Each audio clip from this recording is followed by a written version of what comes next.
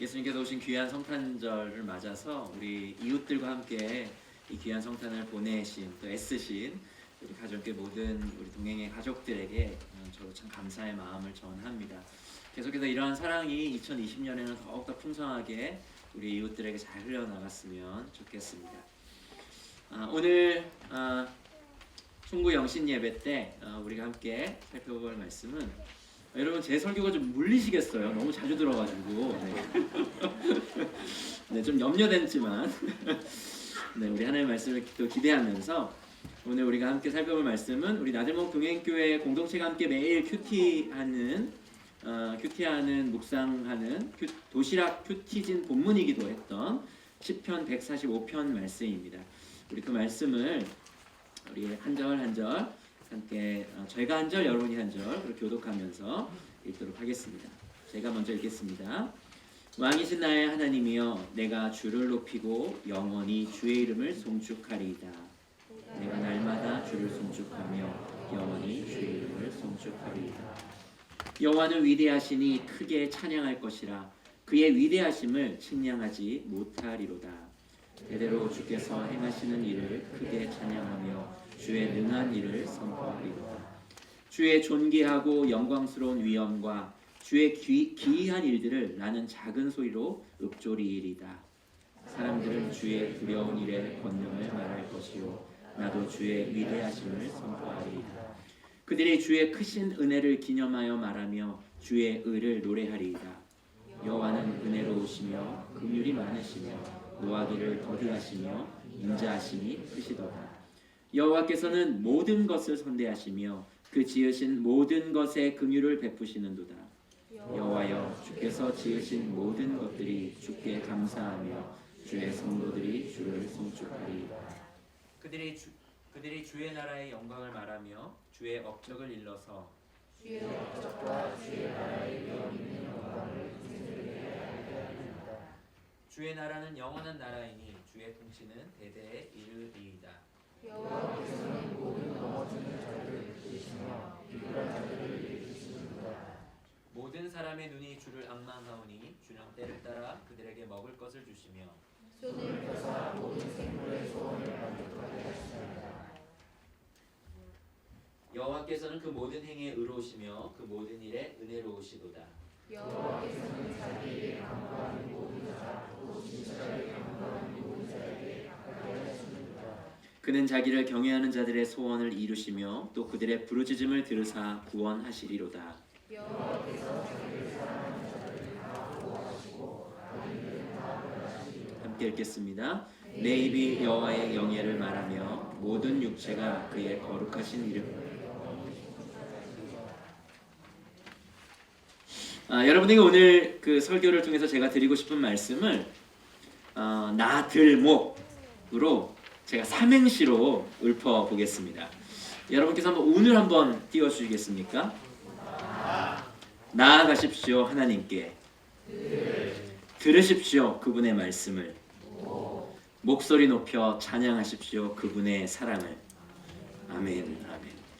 제가 그 설교 준비하다가 할 게 없어가지고 심심해서 이렇게 삼행시를 지은 것이 아니라 제가 굳이 삼행시를 오늘 이렇게 시작한 것은 오늘 우리가 살펴볼 이 시편 145편이 이와 같은 형식으로 지어진 시이기 때문에 그렇습니다. 오늘 우리가 살펴보는 이 시편 145편은요, 이 다윗이 쓴 시편 가운데 마지막 작품입니다. 그리고 우리가 종종 부르는, 그리고 우리가 조금 전에 불렀던 왕이신 나의 하나님, 이 찬양으로도 잘 알려진 그러한 친숙한 시가 바로 이 144편 시편이죠. 그래서 이 시는 사실 이 시편 가운데서 꽤나 유명할 뿐만 아니라 여러 시편들 모두가 중요하지만 그 중에서도 정말 중요한 시가 이 시편 145편입니다. 무엇보다도 이 시 형태가 매우 특이한데요.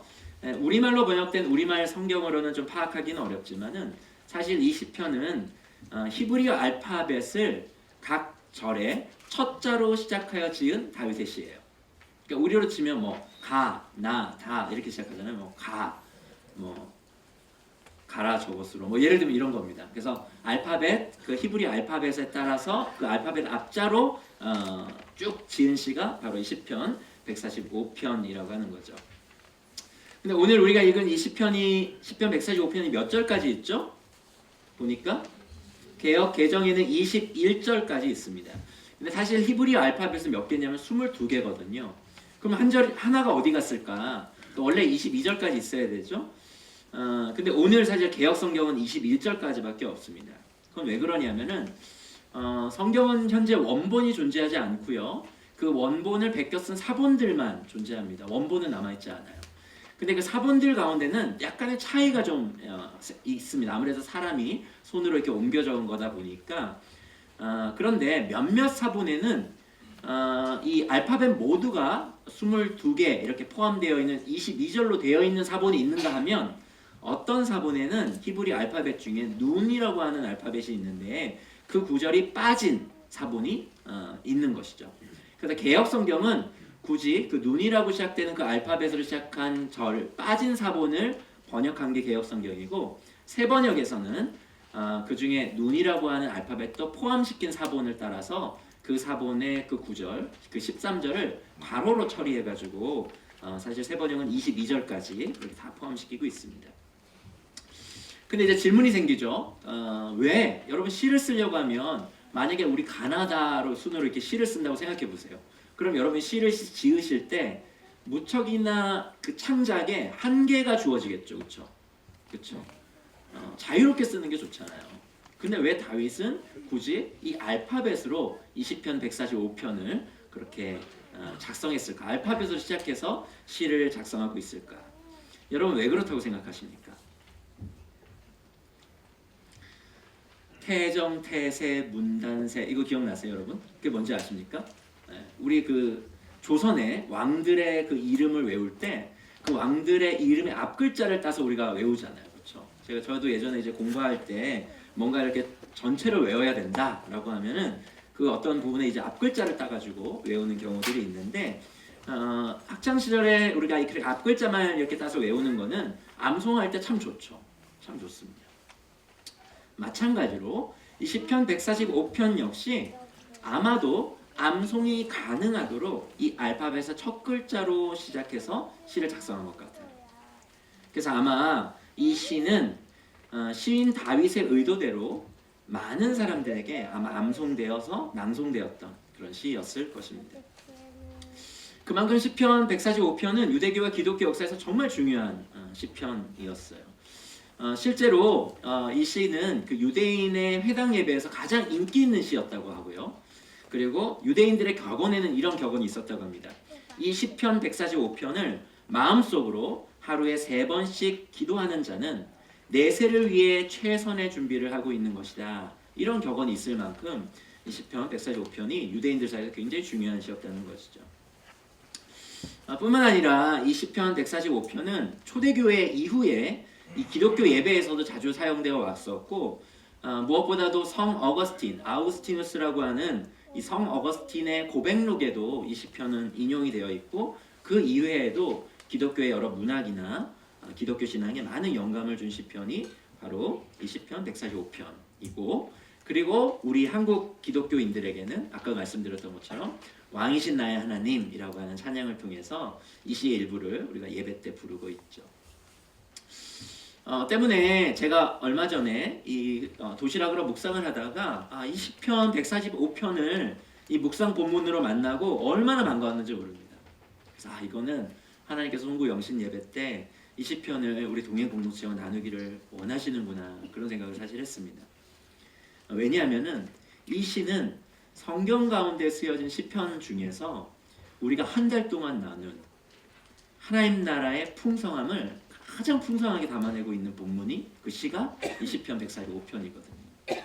근데 제가 너무 그 감격스러웠던 저 혼자 감격스러웠을지 모르겠지만 제가 너무 감격스러웠던 거는 우리가 마태복음 13장을 한 달 내내 나눴잖아요. 하나님 나라의 비밀이라고 하는 시리즈로 하나님 나라의 그 풍성한 진리를 마태복음 13장을 통해 나눴는데 우리가 성탄 예배 때도 요한계시록 본문을 나눴죠. 근데 그 요한계시록 본문에서도 하나님 나라의 그 진리가 거기에 담겨져 있었던 것을 우리가 성탄 예배 때 살펴봤습니다. 그래서 만약에 그 성탄 예배 오신 분들은 홈페이지에 그 설교를 다시 한번 보셔도 좋을 것 같고요.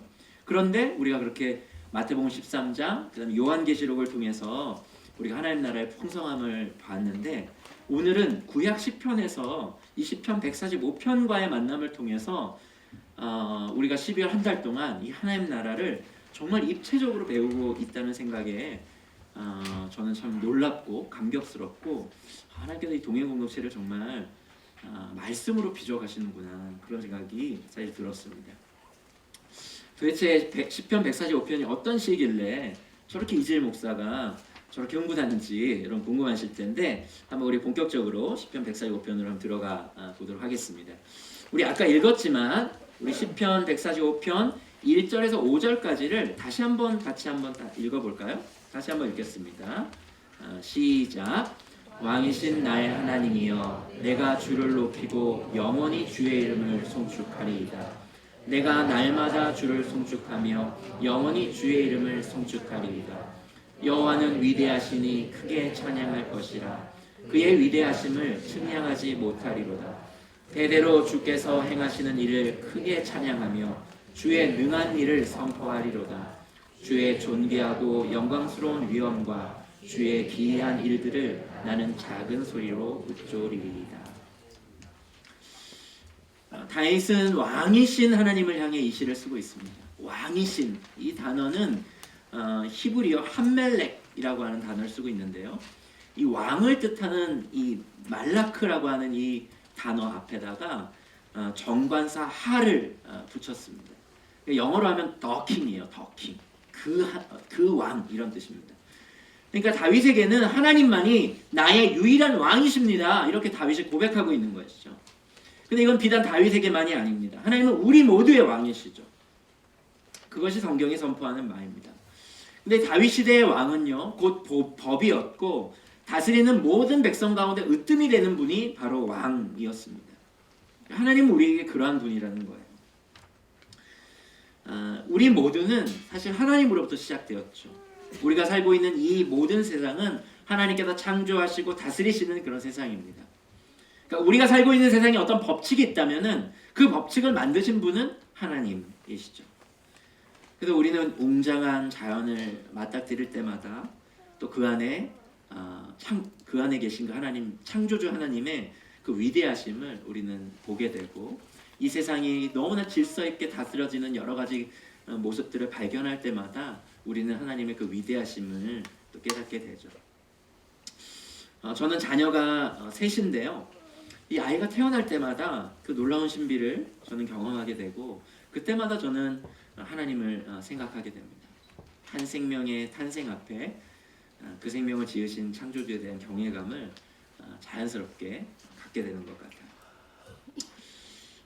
뿐만 아니라 제가 이렇게 교회를 세워가면서 또 섬기면서 여러분들을 같이 이렇게 목양하고 만나고 상담하게 되면서 또 여러 삶들을 엿보면서 그 삶들 속에 나타나는 여러 가지 하나님의 그 손길들을 바라보면서 하나님의 살아계심을 인정하지 않을 수 없고 그리고 하나님께서 정말 놀라운 하나님이다라고 하는 여러 간증들을 곁에서 들을 수 있는 것이 사실이죠. 그것이 정말 목사로 사는 삶의 행복이라는 생각도 듭니다. 나들목 동행교회 여정 가운데도 마찬가지인 것 같아요. 하나님은 진짜 하나님이셨고 2019년 우리가 이 나들목 동행교회를 시작할 때 많은 사람들이 정말 나들목 동행교회가 잘 세워져 갈 수 있을까 그렇게 질문 속에서 조금은 염려와 두려움을 가지고 우리의 교회는 시작되었지만 우리의 부족함에도 불구하고 또 우리의 약함에도 우리 한계에도 불구하고 하나님 놀랍게 일하셨다라고 하는 것을 고백하지 않을 수가 없습니다. 다윗에게 하나님은 위대한 왕, 더 킹이셨지만 우리에게도 동일하게 하나님은 유일하신 위대하신 우리의 최고의 통치자이신 왕이시며 하나님이시라고 우리는 고백할 수 있는 것 같습니다. 그런데 하나님은 왕이십니다라고 하는 이 고백은 언제나 하나님 나라 사상을 전제해요. 왜냐하면 왕은 언제나 나라를 전제로 하고요. 또 그분의 다스리심과 통치하심, 그 왕의 나라를 전제하고 있기 때문에 사실 이 하나님이 왕이시다라고 하는 이 고백은 하나님께서 이 나라를 통치하시고 왕으로 다스리신다라고 하는 하나님 나라 사상을 전제하고 있다라고 하는 것입니다. 근데 이 하나님 나라 사상이 이 시편 145편에는 가득해요. 하나님께서 온 세상을 다스리신다라고 하는 이 하나님 나라 사상이 이 시편 145편은 곳곳에 스며들어 있습니다. 특히 하나님께서 지으신 인간뿐만 아니라 모든 피조 세계를 하나님께서는 통치하신다고 하나님 나라 사상을 이 시편 145편에는 가득 담아내고 있는데요. 이번에는 시편 145편 9절에서 13절 그리고 15절에서 16절을 제가 다시 한번 읽어보도록 하겠습니다. 여호와께서는 모든 것을 선대하시며 그 지으신 모든 것에 긍휼을 베푸시는도다. 여호와여 주께서 지으신 모든 것들이 주께 감사하며 주의 성도들이 주를 송축하리이다. 그들이 주의 나라의 영광을 말하며 주의 업적을 일러서 주의 업적과 주의 나라의 위엄 있는 영광을 인생들에게 알게 하리이다. 주의 나라는 영원한 나라이니 주의 통치는 대대에 이르리이다. 모든 사람의 눈이 주를 앙망하오니 주는 때를 따라 그들에게 먹을 것을 주시며 손을 펴사 모든 생물의 소원을 만족하게 하시나이다. 눈치가 빠르신 분들은 제가 이제 밑줄을 그은 부분들을 보면서 이 모든이라고 하는 단어가 이 시편 145편에 계속해서 반복되어 나타나고 있다라고 하는 것을 자연스럽게 발견하셨을 것입니다. 그러니까 나라나 통치 이런 단어들과 함께 이 모든이라고 하는 단어들이 계속 반복되고 있어요. 9절 이후부터는 거의 매 절마다 나오고 있는 단어가 바로 이 모든이라고 하는 이 단어입니다. 그러니까 이 시인 다윗은요, 하나님의 다스리심이 우리의 인생, 즉 우리 인간의 영혼과 삶에만 국한된 것이 아니라 하나님께서 지으신 모든 피조 세계에 닿고 있다고 지금 말하고 있는 거예요. 하나님의 다스림은 우리의 주위를 두르고 있는 자연과 우주, 그리고 우리의 삶에 직접적으로 닿아 있는 사회, 정치, 경제, 교육의 모든 분야에 펼쳐져 있다고 시인은 노래하고 있는 겁니다. 그러니까 하나님의 다스리심은 우리가 그냥 예배를 드리고 성경을 읽으며 기도를 하는 순간 그때뿐만 있는 것이 아니라 어쩌면 술자를 기울이면서 비즈니스를 하는 그 순간에까지 다 있다고 말해도 되지 않을까 싶습니다. 여러분, 한축적으로 표현하는 것이 시잖아요. 그래서 시어는 이 시인이 참으로 심사숙고해서 선택한 단어들이라고 할 수 있는데, 이 다윗이 이 시를 쓰면서 이토록 모든이라고 하는 단어를 많이 사용한 것은 이 시 안에 하나님 나라의 사상을 가득 담고자 하는 그 시인의 의도가 담겨져 있다라고 하는 것을 우리는 어렵지 않게 짐작할 수가 있는 것이죠. 이처럼 하나님의 다스리심은 지극히 개인적이며 인격적으로 경험되지만 그 열매는 결코 개인주의적이고 이기주의적인 열매를 맺지 않습니다. 하나님의 다스림은 실상 우주적이고 모든 피조물들을 향해 있을 만큼 위대한 다스림이기 때문에 그래요. 그러나 개인적이고 또 인격적으로 하나님의 통치를 경험한 자들이 아주 통큰 우주적 인물이 되는 것은 어쩌면 당연한 것입니다. 그래서 이와 같은 하나님의 다스림, 그분의 나라는 우리가 마태복음 13장에서 배운 것처럼 예수님의 비유에서 씨앗으로 그래서 표현되는 것입니다. 씨앗은 땅에 심기우면 씨앗 그대로 남는 법이 없죠. 그것은 꽃이 되고 아름드리 나무가 되고 수많은 열매가 되기도 합니다. 그러니까 오늘 여러분 한 사람 한 사람이 하나님을 왕으로 모시게 되고 그분의 다스림을 받게 되면 그것은 여러분의 인생을 바꿀 뿐만 아니라 여러분의 가정에 꽃을 피우게 되고요. 또 여러분의 직장에 쉼터가 될 만한 그런 그늘을 드리울 만한 나무로 자라게 될 것이고, 또 이 세상에 많은 사람에게 유익을 주는 셀 수 없는 수많은 열매를 맺게 될 것입니다. 그것이 하나님 나라의 법칙이에요. 하나님은 우리의 왕이십니다. 그리고 그분의 통치는 우리를 넘어 그분이 지으신 온 세상을 덮습니다. 다윗은 시편 145편을 통해 이것을 소리 높여 선포하고 찬양하고 있는 것입니다. 그런데 우리가 여기서 꼭 기억해야 하는 사실을 시인이 놓치지를 않아요. 그것은 뭐냐 하면 이 모든 피조 세계를 다스리는 하나님의 통치 방식이 바로 사랑이라고 하는 것입니다. 시인은 그 사랑을 노래해요. 이번에는 13절, 17절을 세 번역으로 제가 한번 읽어보겠습니다. 특별히 세 번역은 아까 말씀드렸던 것처럼 개역에는 생략되어 있는 것을 가로로 담아내고 있는데 한번 잘 들어보세요. 제가 그 설교안에 넣어드리는 것을 제가 깜빡했습니다. 시편 145편 13절과 17절 세 번역은 이렇게 번역했습니다. 주님의 나라는 영원한 나라이며 주님의 다스리심은 영원 무궁합니다. 주님이 하시는 말씀은 모두 다 진실하고 그 모든 업적에는 사랑이 담겨 있다. 주님이 하시는 그 모든 일은 의롭다. 주님은 모든 일을 사랑으로 하신다. 하나님은 모든 피조 세계를 다스리시되 그분의 통치 방법은 폭력과 두려움이 아니고 그분은 사랑으로 그분의 나라를 다스리고 세워가십니다. 그분의 모든 일은 오늘 시편 145편에 나온 것처럼 사랑으로 가득해요. 하나님은 그분의 나라를 사랑으로 통치하시고 다스리십니다. 사실 이 놀라운 그 사랑, 하나님의 사랑을 경험할 때야 우리는 비로소 시인이 될 수 있는 거예요. 우리는 비로소 하나님을 찬양하는 사람이 되는 것입니다. 그 사랑을 경험할 때에야 우리는 다윗처럼 하나님을 향해 아름다운 시와 노래와 찬양을 드릴 수 있는 것이죠. 다윗은 이 하나님의 사랑을 경험했기 때문에 1절에서 시를 시작할 때 그분을 왕이신 하나님으로 고백할 뿐만 아니라 나의 하나님으로 그렇게 고백하고 있습니다. 우리 모두는 여러 변증적인 책들과 기독교 철학을 통해서 신의 존재를 인정할 수도 있고요. 그리고 교회에 출석할 수도 있고 심지어 하나님을 본받아 선행을 할 수도 있습니다. 하나님의 사랑을 경험하지 못했어도 여러 책들을 공부하고 또 기독교의 사상을 배워가면서 우리는 예배드리고 신의 존재를 인정하고 선행을 할 수 있다고요. 하지만 하나님의 사랑을 경험하지 못하면 우리는 결코 하나님을 향한 노래를 부르지는 못합니다. 그분을 향한 사랑의 시를 쓸 수는 없어요. 하나님의 사랑만이 우리로 하여금 하나님은 나의 하나님이십니다 라고 고백하게 만든다라고 하는 것입니다. 우리를 지으신 하나님의 목적은 바로 여기까지 다 있다라고 하는 것이에요. 여러분 아십니까? 하나님의 목적이 그래서 우리로 하여금 당신을 찬양하기 위해서 라고 하는 것을 여러분 아시나요? 성경은 아주 명확하게 말합니다. 성경은 우리를 하나님을 찬양하기 위해서 지었다고 말하고 있어요. 이사야서 43장 21절에서는 이 백성은 내가 나를 위하여 지었나니 나를 찬송하게 하려 함이라 이렇게 말하고 있고요.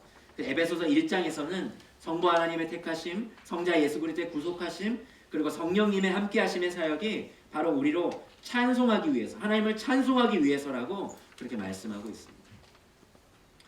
근데 사실 저는 오랫동안 이러한 성경의 진술에 사실 거부감을 갖고 있었거든요.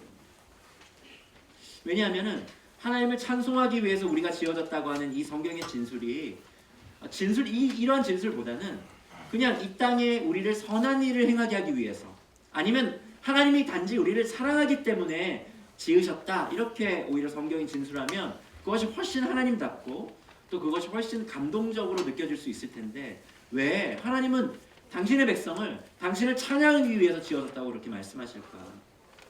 마치 제가 갖는 그 느낌은 찬양에 목마른 그 하나님, 그래서 마치 인기를 갈망하는 그런 세상의 연예인들이나 정치인들, 자기에 대한 찬양을 강제하는 권위적인 독재자처럼 그런 느낄 수도 있을 텐데 왜 성경은 그렇게 이야기하고 있을까?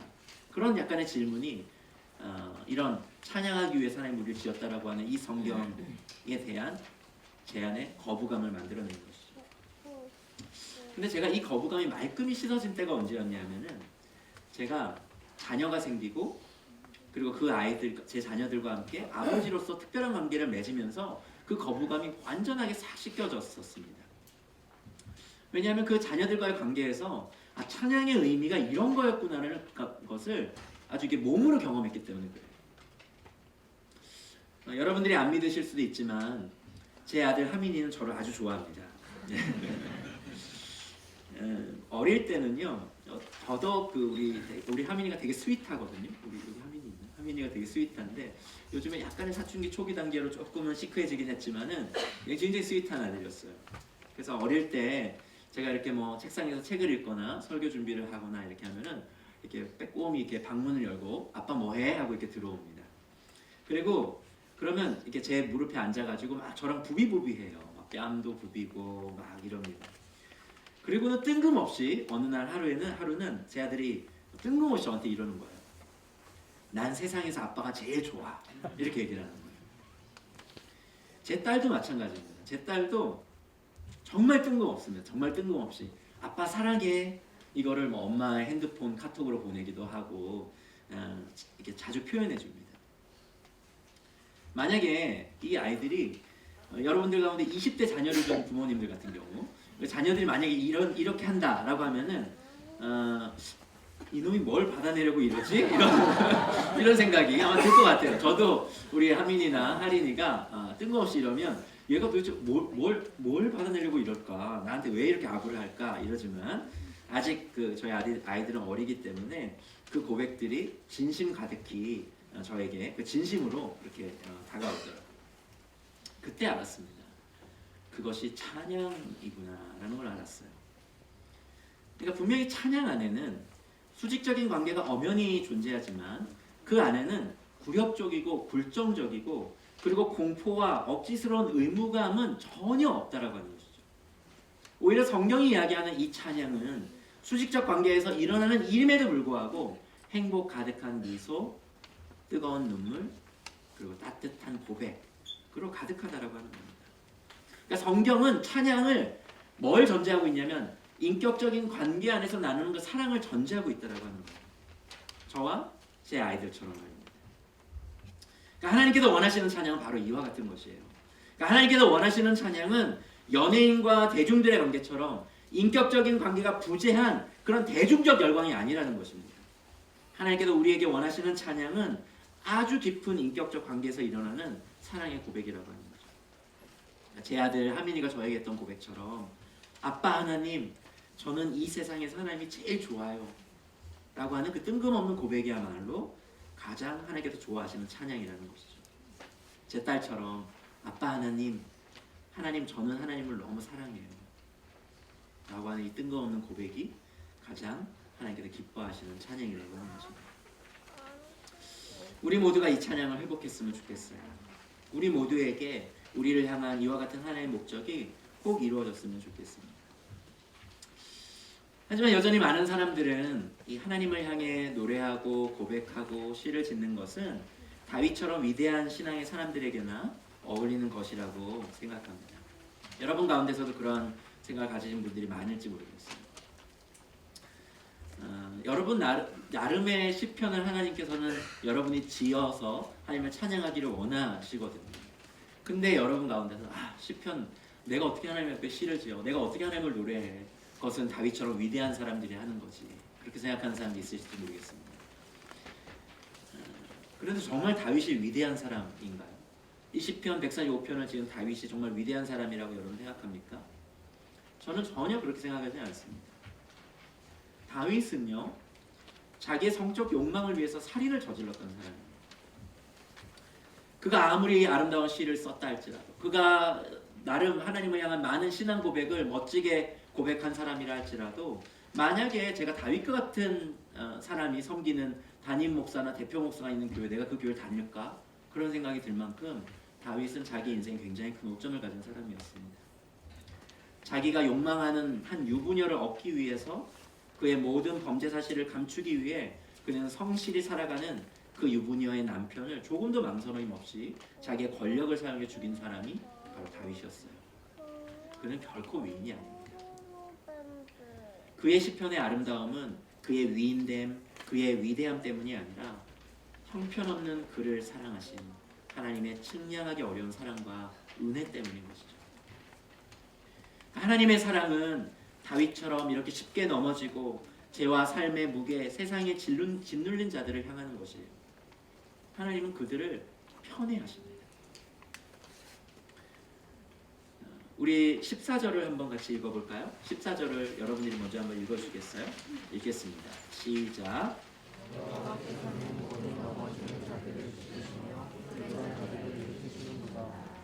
제가 세 번역으로 읽어볼게요. 주님은 넘어지는 사람은 누구든지 붙들어 주시며 짓눌린 사람은 누구든지 일으켜 주신다. 하나님의 사랑은 이처럼 이 세상에 넘어진 자와 짓눌린 자에 대한 편애처럼 느껴질 정도로 그들의 편에서 부어지는 사랑입니다. 사실 하나님께서 정말 위대하신 것은 바로 하나님의 이런 위대한 사랑 때문이죠. 오늘 하나님께서 이 예배 가운데 계신다고 저는 믿어요. 그러니까 우리가 살펴본 것처럼 그 왕이신 그 하나님은 우리의 이 예배를 이끌어 가시고 우리의 예배 현장에 임재해 계시죠. 그런데 그 하나님의 임재와 다스림은 하나님의 사랑으로 이루어집니다. 근데 오늘 그 사랑은 오늘 특별히 예배 가운데 특별히 넘어지신 분들, 짓눌린 분들, 특별히 2019년 한 해 동안 수없이 넘어지고 짓눌려서 낙심하는 분들을 향한다라고 하는 것이죠. 다윗을 일으키시고 그를 위대한 하나님이신 하나님의 사랑으로 빚어내신 그 하나님의 사랑이 2020년에도 우리들을 새롭게 하실 것입니다. 오늘 그 사랑에 우리들 모두가 마음을 열고 2020년을 맞이했으면 좋겠습니다. 그리고 다시 그분을 왕으로 우리들의 인생에 초대했으면 좋겠습니다. 그렇다면 하나님은 우리들의 삶을 사랑으로 회복할 것이기 때문에 그렇습니다. 우리가 꼭 기억해야 하죠. 잊지 말아야 합니다. 하나님의 사랑만이 우리를 노래하게 한다라고 하는 것을 말입니다. 하나님의 사랑만이 우리를 위대한 시인으로 만든다라고 하는 것이죠. 여러분 제가 서론에서 지은 삼행시 기억하십니까? 다시 한번 해볼까요? 다시 한번 여러분께서 운을 띄워주시겠어요? 나아가십시오 하나님께. 들으십시오 그분의 말씀을. 목소리 높여 찬양하십시오 그분의 사랑을. 사실 오늘 이 삼행시만 기억하셔도 설교를 잘 들으신 겁니다. 그리고 이것을 우리들의 삶에 적용한다면 우리는 왕이신 하나님을 노래할 뿐만 아니라 그 하나님과 동행할 수 있을 것이라고 저는 생각해요. 그래서 첫째로 이 왕이신 하나님과 동행하기 위해서 먼저 여러분 그분께 나아가시는 여러분 되셨으면 좋겠습니다. 하나님은 모든 것을 다스리시는 우리의 왕이시고 때문에 우리는 그 왕께 나아가야 되는 것이죠. 유난스럽게 나아가야 됩니다. 특히 하나님께 나아가는 가장 대표적인 신앙행위가 기도입니다. 기도.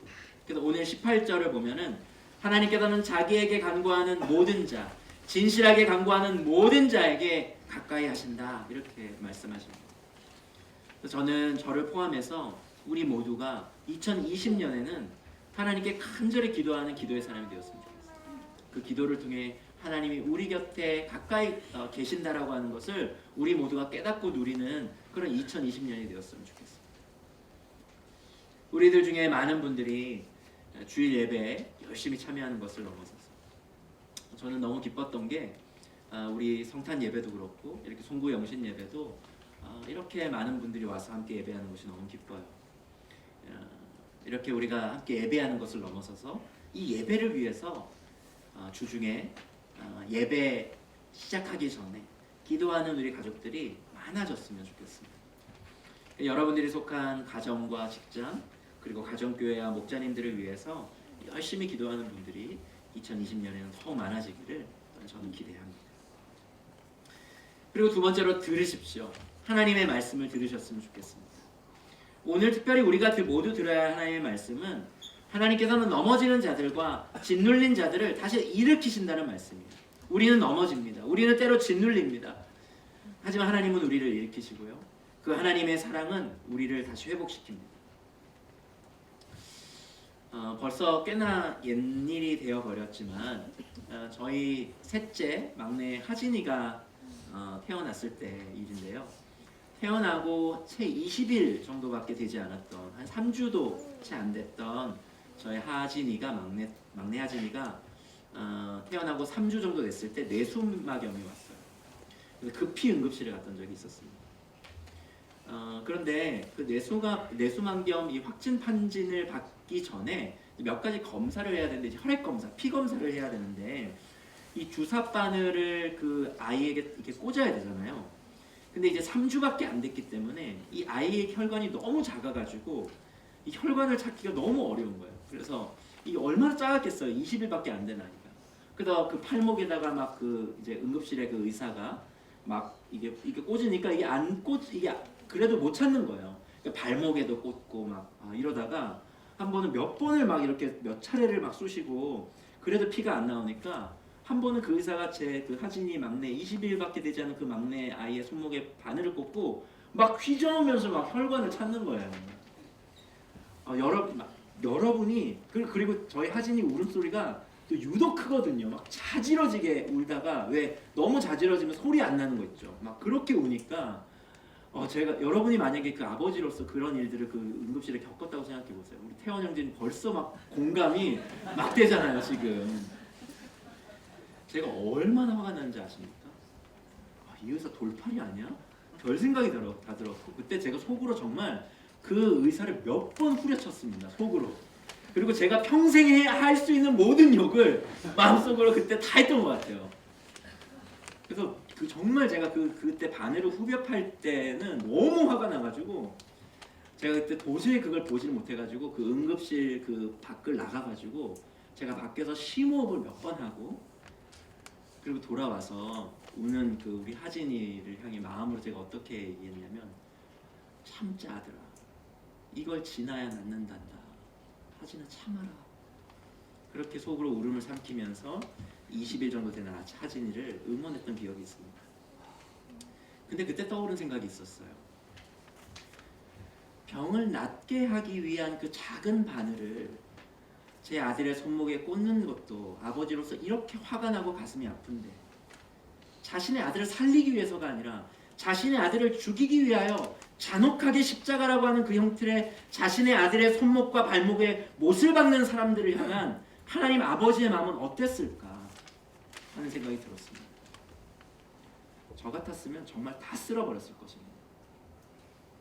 그래도 그 의사는 제 아들을 살리기 위해서 한 행동이었지만 누군가 제 아들을 죽이기 위해서 나의 아들의 손에 못을 박는 자들이 있었다면 저는 그들을 제가 할 수만 있다면 살려두지 않았을 것입니다. 그런데 하나님은 그러시지 않으셨습니다. 그들은 하나님의 넘어진 자들이요 짓눌린 자들이었기에 하나님은 오히려 그들을 살리기 위하여 당신의 아들을 십자가에 못 박게 내버려 두셨습니다. 우리 하나님 아버지는 십자가에 못 박혀 그 아들이 달릴 때 아마도 몇 번 심호흡을 하시고는 분명히 이렇게 되뇌이시며 그 아들 예수를 응원하셨을 것입니다. 참자 아들아 이것을 지나야 저들을 살릴 수 있다. 하나님의 사랑은 우리가 넘어졌다고 우리가 짓눌려 있다고 결코 우리를 포기하는 법이 없습니다. 넌 신패자야. 넌 하나님의 사랑은커녕 미움과 저주를 받아 이렇게 불행한 거라고. 2019년 네가 이룬 게 뭐가 있어? 하나님이 너와 함께 하셨던 것 같아? 라고 하는 그 세상의 소리에 귀를 막고 오늘 시편 145편에 올리는 이 하나님의 말씀을 들으셔야 합니다. 예전에 제 차 안에서 일어난 일입니다. 아마 예배를 가던 중에 있었던 일인 걸로 제가 기억하는데요. 제 첫째 아들 하민이가 무언가를 사달라고 졸랐어요. 정확히 기억은 나지 않지만 아마 과자나 사탕 같은 것이었을 것입니다. 네, 엄마는 그 하민이의 요청을 당연히 거절했죠. 그러나 잠시 뒤에 침묵이 흐르고 나서 아들 하민이가 이렇게 엄마에게 이야기했습니다. 엄마는 나 안 사랑해? 어린 하민이에게 이 엄마의 거절은 엄마가 날 사랑하지 않을 수 있다라고 하는 심각한 생각으로 이어진 모양이었습니다.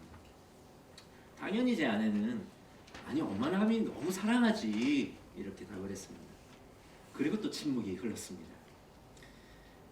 그 침묵이 흐른 다음에 아내가 마음에 좀 쓰였던지 다시 하민이에게 이런 명언을 남겼습니다. 하민아, 엄마가 하민이를 사랑하는 거 절대로 잊으면 안 돼.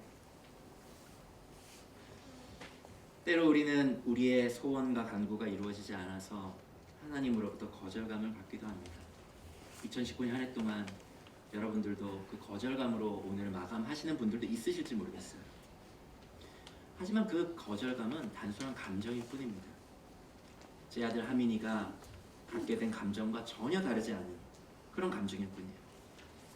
그런 거절감으로 인해서 하나님께서 실제로 나를 사랑하지 않는다라고 하는 결론은 아무런 논리적 근거가 없는 그런 비약입니다.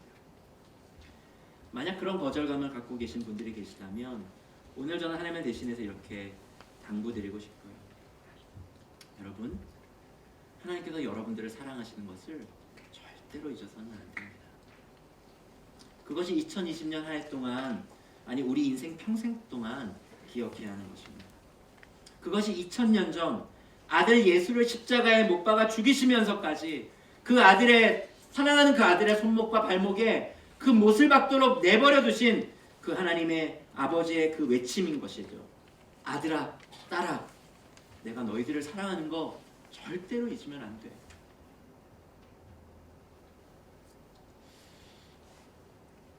그 음성을 여러분 꼭 들으시기를 바랍니다.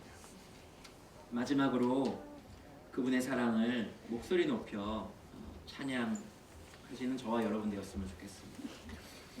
우리의 찬양이와 함께하는 예배에서 저는 이 시편 145편과 같은 노래가 그 어느 때보다 소리 높이 올려지는 때가 바로 세례식이 아닌가 그런 생각을 합니다. 물론 우리 동행에서는 한 번밖에 진행되지 않았지만 내년 2월에 우리가 또 세례식을 하게 될 것입니다. 그 세례식이 왜 감동적이죠? 거기에는 여러 넘어지고 짓눌린 자들이 하나님의 사랑을 받아들이고 경험해서 이제는 그 하나님을 나의 왕이라고, 나의 하나님이라고, 왕이신 나의 하나님이라고 그렇게 고백하는 고백이 가득하기 때문에 그렇습니다.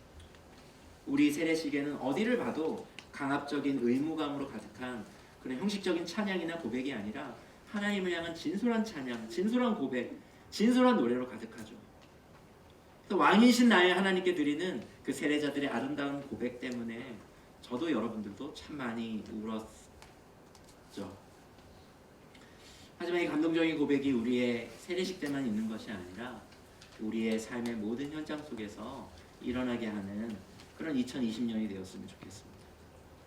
우리가 하나님께 드리는 찬양과 고백이 예배 시간에 그냥 우리의 목소리로만 드리는 것이 아니라 우리의 가정에서, 우리의 직장에서, 때로는 우리가 소신껏 의견을 말하고 또는 여러 참여하는 그런 사회 운동 가운데에서 세상을 섬기는 것들을 통해서 우리의 노래를 그렇게 하나님께 드렸으면 좋겠어요. 우리 주위에 함께 사는 가족들과 친구들과 이웃들과의 삶 속에서 우리가 하고 싶은 대로 살고자 하는 우리의 본성을 멈추고 우리의 왕이신 우리의 하나님의 뜻대로 그분의 사랑을 힘입어서 그들과 어우러지는 그런 삶을 사는 우리가 되었으면 좋겠습니다. 이제 새해가 시작되었습니다. 2020년에 우리가 부를 노래는 바로 하나님 나라의 이 사상이 풍성하게 담겨진 이 시편 145편이 아닐까 싶습니다. 이 시편에 가득 담긴 하나님 나라의 풍성함을 가득히 누리면서 우리의 왕이신 하나님을 노래하고 그분과 즐거이 동행하는 그런 우리가 되기를 저는 소망합니다. 말씀을 마치기 전에 시편 145편을 노래한 다윗처럼 우리들의 2020년 역시 노래하며 동행하는 한 해가 되기를 소망하는 마음으로 나들목의 삼행시를 우리 마지막으로 한번 읊어보고 오늘 말씀을 마치겠습니다. 이번에는 제가 오늘 띄워보겠습니다. 이 삼행시를 여러분들이 한번 읊어주셨으면 좋겠습니다. 제가 오늘 떼겠습니다. 나, 들, 목,